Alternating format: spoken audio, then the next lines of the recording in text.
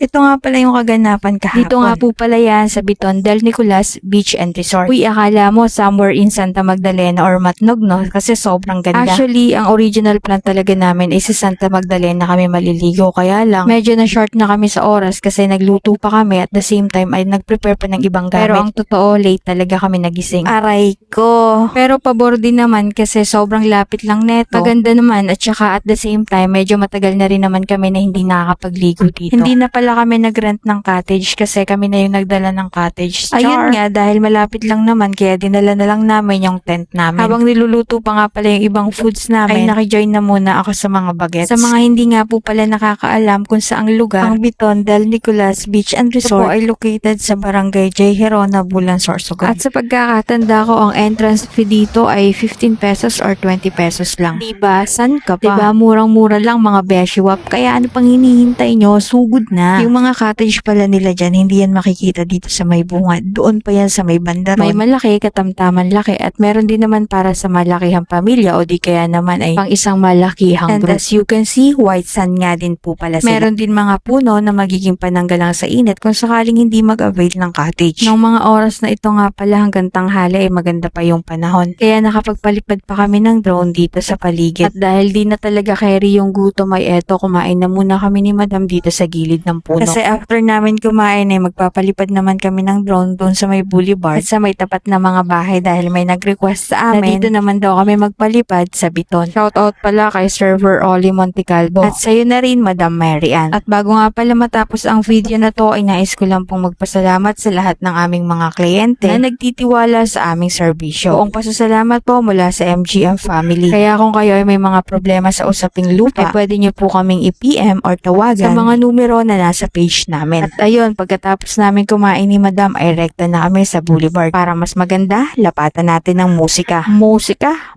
Pasok!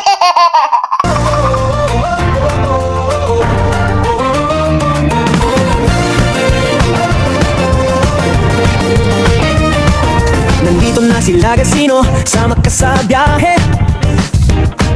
Sa laot man o sa lupa, lagi kang may ngiti. Kahit anong hamon, kaya basta sama-sama. Sa bawat kwento tawa, siguradong masaya. Kahit saan mapunta, may bagong matututunan. Sa bawat araw nagdadaan, may saya at inspirasyon. Mga Gino Gloco, laging may dalang tulong. Sa opisina man o habang kami nagsusurvey. Gino Gloco, good vibes ang ihatid. Sa araw ng buhay, lagi kang sasamahan here.